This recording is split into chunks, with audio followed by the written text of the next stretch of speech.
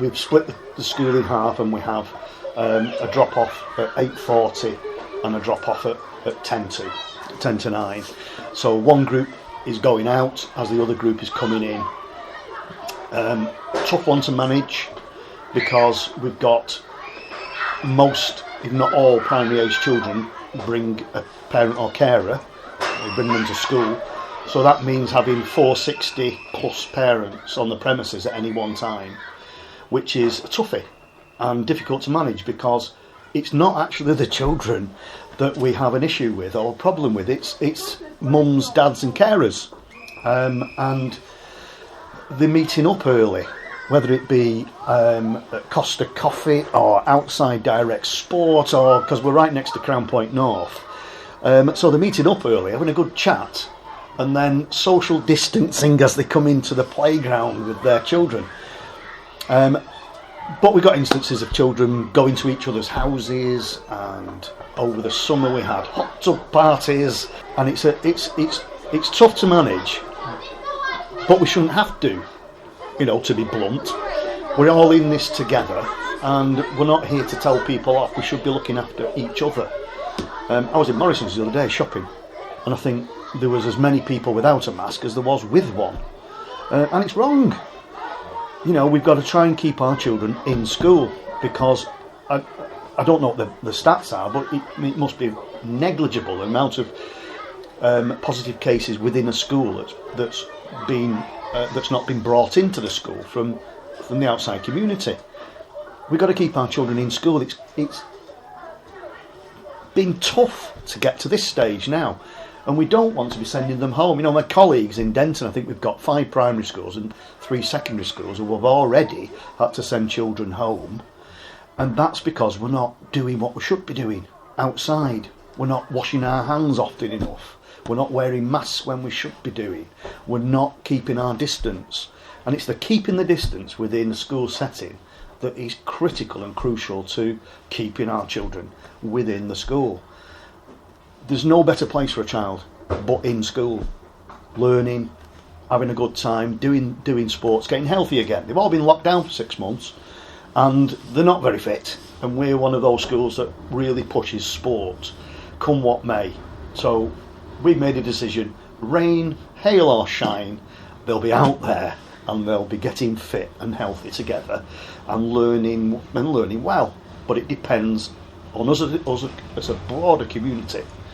Parents, carers, nanas, granddads and everybody else outside of the school behaving themselves, not meeting in other people's houses, going to the shop with a mask on, not meeting each other outside in big groups, and in fact over 6 as we're stipulated. But you're seeing it all the time, and if we're doing our best in school, please everybody, just give us a lift. What's the process? You haven't had any cases of COVID here, fortunately, touch wood, as you say. What's the process though if a child is suspected or does get COVID? What do you do as a school? I will refer to the charts actually that have been supplied again by the council across Greater Manchester, because you need some definitive advice that you can refer to that's gone, it's passed through public health and whatever, and these are the rules and this is what we'll go from. So my child tests positive for COVID. Action: your child shouldn't come to school. Your child self-isolates for at least 10 days from when the symptoms start, or from the day of the test if no symptoms. Inform the school immediately about test results. The whole household self-isolates for 14 days from the day when the symptoms started or from the day of the test if there's no symptoms, even if someone tests negative during those 14 days. Okay. Now, coming back to school, after 10 days, once the child feels better and has been fever-free for at least 48 hours, they can return to school after 10 days, even if they have a cough or a loss of smell or taste. These symptoms can last for several weeks once the infection has gone. So that's what we're doing in terms of what would happen if they had COVID. But this is flu, cough and cold weather, So what to do if my child has COVID symptoms? The child shouldn't attend school. The child should get a test. Whole household has to self-isolate while waiting for the test results, and then you inform the school immediately about the test result. When can they come back to school? Well, when the child's test comes back negative, provided they have been fever-free for the 48 hours before returning to school and feeling well, they can come back in. So those are the two sort of areas that are most important at this time. But what if somebody within the house has got COVID but the child doesn't? Well, they shouldn't attend school. We've had a few cases of that where they've had somebody within the household. Household member with the symptoms should get a test. All household self-isolates while waiting for the test, and you inform the school immediately about that result. When can they come back to school? Well, when a household member is negative and the child does not have COVID-19 symptoms. And really those are the most important aspects of that guidance. But everybody can get that guidance off the Tameside website. And we've sent it to our mums and dads and carers, so that's gone out to school communities, and most schools have done that. So it's getting out and about.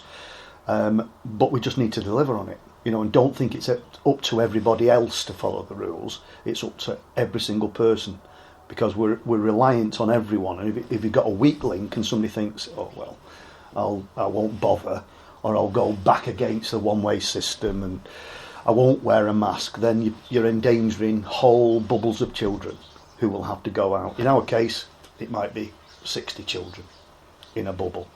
That means their mums and dads and everybody else have got to be off with them, looking after them, and the child care comes into the frame. There's been a few schools in our area where every child has had to go home, and it's the most important thing, and it's a plea. It's taken us such effort to get our children back into school. They're learning, they're happy, and if somebody lets us down and they go into somebody's house, they're not being socially distant, they're mixing outside of the school and bring it into school, and we end up with our year 5 or our year 6 or our reception children having to go home. It is such, it's traumatic for children. There they are, they built this resilience about coming to school, and now we're sending them home again, and it's not their fault. As adults, it's down to us. We need to follow the rules, we need to socially distance. I think the biggest thing that's coming from our school community is children going into each other's homes. More than one family mixing together. In fact, 2, 3, 4 families. You've got to think about other people, not just yourself in your own circumstances. Keep your distance. Wear a mask. It works. Wash your hands. It works. Don't go in each other's homes. You'll spread it. We don't want it coming into our primary schools. Thanks very much.